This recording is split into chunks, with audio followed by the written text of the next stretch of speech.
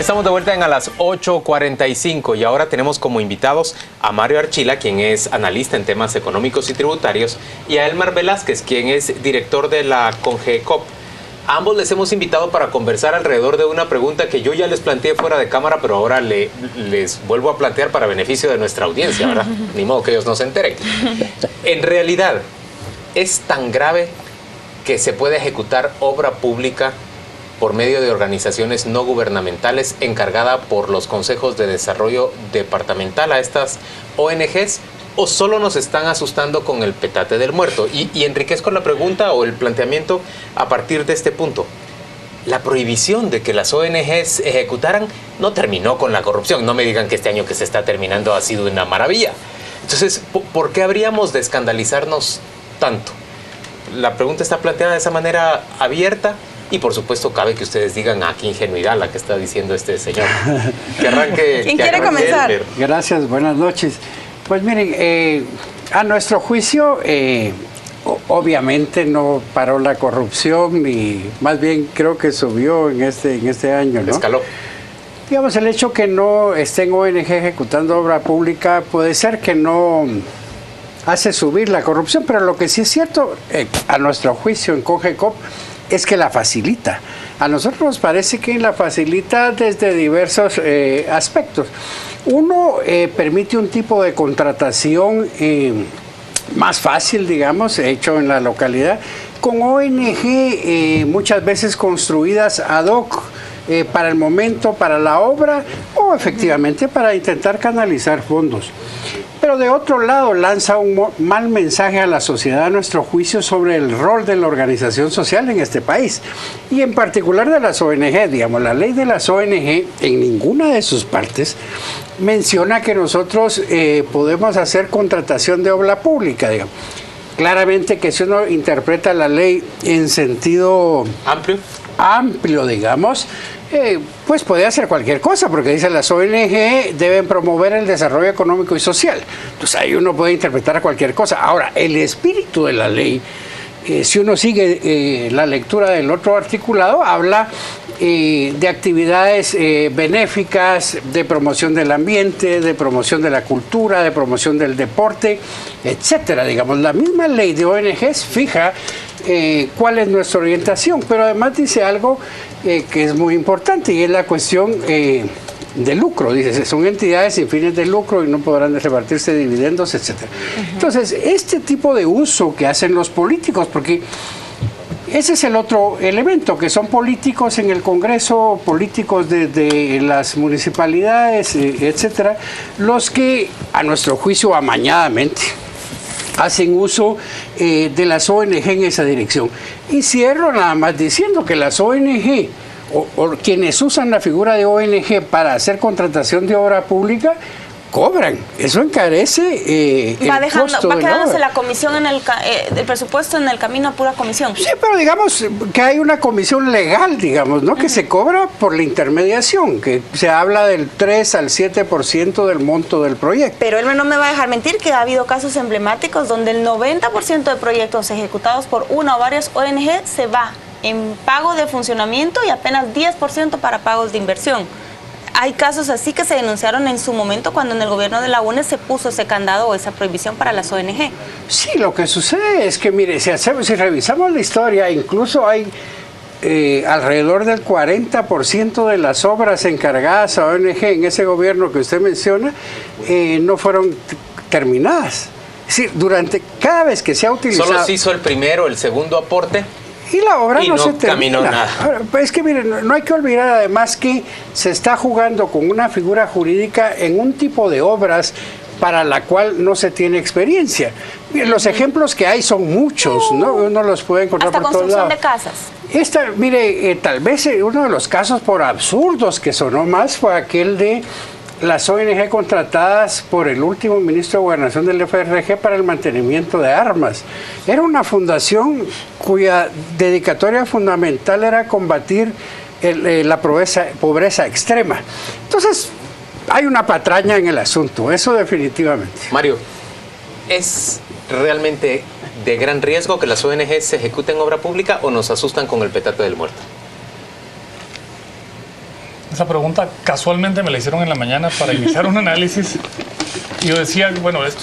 Eso puede decir que no es muy creativa la pregunta, pero bueno, ¿qué más da? ¿Qué más da? No, y era un análisis. Yo decía, miren, el riesgo de querer uno analizar esto es que uno tiene que pensar como malo para ver cómo se me ocurre usarlo, y al rato cuando uno no se dedica a esos asuntos es más difícil encontrarle. Pero partamos del hecho de que la prohibición existe y ahora quieren saltarse la prohibición. Pusimos la prohibición y ahora quiero, por medio de alguna marufia legislativa, eludirla, darle la vuelta. Esto ya indica de que sí sirve para eso, porque si no sirvieran para eso nadie quisiera utilizarlas. Las figuras como fundaciones... También indica, como nos dijo aquí el señor Barquín del Partido Líder, que agiliza la ejecución de obra. Que ellos dicen que realmente se había entrampado mucha de la ejecución al depender solamente, al cesar las ONGs de poder ejecutar. Eso creo que habría que analizarlo más detalladamente todavía, porque veamos que la ejecución de obra principalmente ha sido con procedimientos que no necesariamente cumplen todo un proceso de licitación y cotización. Si nos vamos por excepción, la mayoría de la colocación de dinero público en este gobierno ha sido por excepción. Y eso es acelerar el procedimiento. ¿Por qué la ejecución va a ser más rápida a través de una ONG que contratar directamente a un contratista, a una constructora y demás? ¿Cuál es ahí la ventaja? La ventaja, que sí es evidente, es que yo puedo, a través de una ONG, enmascarar al beneficiario final de quien está recibiendo esos contratos. ¿Que puede ser el mismo funcionario? Que puede ser el mismo funcionario, que puede ser un pariente, que puede ser una componenda para un pago entre algún alcalde y alguien de gobierno. O sea, me permite ese elemento. Eso sí es evidente. En una fundación no tengo personas dueñas de la fundación, no aparece en ningún registro quién es el último beneficiario de eso. En una asociación quizá aparece quiénes son los creadores de la asociación, pero no tengo un vínculo directamente. Un poquito de validez, de credibilidad a la explicación de que se había vuelto inoperante la ejecución con los gobiernos locales. Bueno, yo te diría, en mi gremio de abogados, la broma es si hay algún abogado decente. Esa es la broma. Pues evidentemente tenemos que tener dentro del gremio abogados decentes, y habrá algunos que son mafiosos, pero eso es, también hay un médico incapaz y hay otro médico muy capaz. Y no voy a decir todos los médicos son. O sea, puede ser que sí sea cierto que existan instituciones de estas que funjan correctamente. Yo soy rotario y no puedo decir los rotarios hacemos obra y estamos escondiendo, o sea, no lo podría decir. Pero perdón, el sentido de mi pregunta va en el otro. Elmer, tal vez usted quiera puntualizar algo. ¿Se le puede dar credibilidad a que los gobiernos locales son incompetentes para ejecutar esas obras y que deberíamos de abrir el abanico para que ONGs participen? ¿Hay algo de sensato en eso? No, a nosotros no nos parece, digamos, no nos parece en el sentido que frente a un mal, digamos, no tiene ningún sentido abrir la puerta a un mal que puede ser peor. Digamos, a nosotros nos parece que miren, las municipalidades en este país, para hablar de las municipalidades, incluso los consejos de desarrollo, están bajo programas de capacitación, de fortalecimiento institucional desde hace muchos años, digamos, pero a nosotros nos parece que el asunto no está solo en eso, sino, mire, la Contraloría de Cuentas tampoco opera. O sea, hay un sistema que se va pervirtiendo, digamos.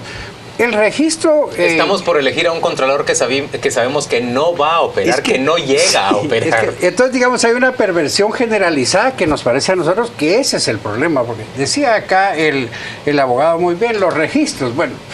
Está bien, mire, las ONG estamos obligadas a registrarnos en el Ministerio de Economía, por ley. Nadie lo hace y no pasa nada, digamos. Eso ya ayudaría un poco a saber quién está ahí, etcétera, ¿no? Luego está el registro del Ministerio de Gobernación, que es un poco más confuso porque registra asociaciones, fundaciones, iglesias, etcétera, ¿no?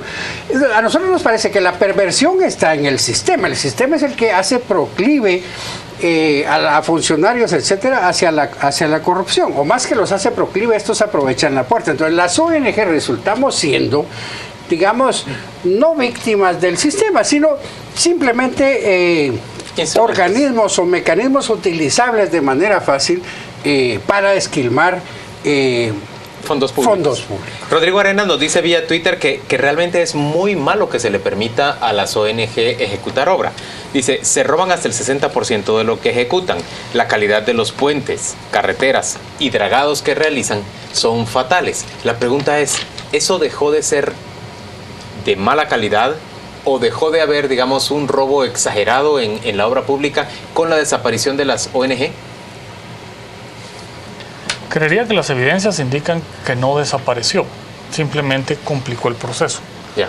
Porque igual puedo crear una sociedad y disfrazarla y hacerla ganadora de un proceso de licitación que está hecho a dedo, de manera que le llegue a una sociedad que tiene 6 meses de existir. Y lo hemos encontrado. ¿De veras será misión imposible fiscalizar la ejecución de una obra por parte de una ONG? Es que ahí es donde nosotros, por ejemplo, nosotros no creemos la versión que daba en uno de estos programas la señora Contralora, que decía, tenemos prohibición de fiscalizar a las ONG, pero eso no es cierto. Prohibición y poca voluntad. Yo creo que simplemente es poca voluntad, porque la Constitución... O habilidad podríamos... Yo creo que se hacen un poco, digamos, de la vista gorda, que tienen mucho trabajo ya con las entidades de gobierno, que además de ir con las ONG no les da tiempo. Pero si no es fiscalizable, entonces no debería poder recibir dinero. Aunque yo no he encontrado nunca donde dice que es prohibido. Sí, es que y lo has buscado como abogado. Sí, porque cualquier persona que reciba bienes o dinero del Estado es sujeto a fiscalización de Contraloría General de Cuentas. Cualquier persona que reciba donaciones del Estado, cualquier persona que reciba y recolecte fondos del público está sujeto a fiscalización por la Contraloría. O sea, no he encontrado esa excusa de que es prohibido. No sé de dónde la han sacado, porque realmente ya la busqué por todos lados. En la Constitución no dice que la Contraloría no lo puede, le da funciones de fiscalización de cualquier persona que reciba fondos públicos. Señores, ¿qué necesitaríamos para vencer este sistema, decía Elmer, que en realidad propicia la corrupción, perdona la corrupción, normaliza la corrupción? ¿Qué necesitaríamos en el país para que eso empiece a cambiar? Ya se ve que la Fiscalía contra la Corrupción pues no está en el equipo. Sí. A nosotros nos parece que la tarea realmente es profunda, es grande para los guatemaltecos, es una falencia de la democracia, por lo menos de la democracia a la guatemalteca, aunque ha pasado en otros países. A nosotros nos parece que hay que encarar el problema de fondo. En ese sentido, desde las reformas a la ley electoral, que a nosotros nos parece un paso clave, digamos, que no es inmediato, por supuesto, su efecto, pero que es clave y hay que enfrentarlo. Nos parece que hay que fortalecer también la organización social, un tipo de organización social honrada, decente, no un tipo de organización social para contribuir al robo de los bienes del Estado. Nos parece que la cosa es de esa magnitud y de esa profundidad. Con este tipo de funcionarios la cosa, nosotros creemos que lamentablemente no va a cambiar. Tenemos que profundizar el asunto, batallar y enfrentar la cuestión tal cual es. Es una falla sistémica que tiene que ver con las personas que administran este Estado y sus instituciones, del cual en este caso las ONG pues salimos a la palestra muy señaladas. Nosotros como sector hemos tomado distancia de ese tipo de ONG. Ustedes no ejecutan obra pública. No ejecutamos obra pública y nos parece que las ONG tenemos algunas capacidades para ejecutar algunas cosas, educación, qué sé yo, apoyo a la agricultura pequeña, etcétera. Pero no hacer dragado de ríos. Da tiempo para una pregunta rápida. Da una.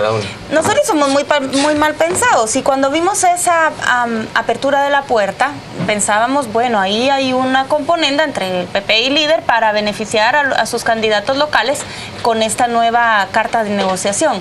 Pero yo pregunto a Elmer y Mario, ¿ustedes lo ven así o qué explicación le encuentran a esta nueva disposición? Pues mira, uniendo los puntos, si lo que dicen es facilita y acelera el proceso de ejecución, estamos en año electoral.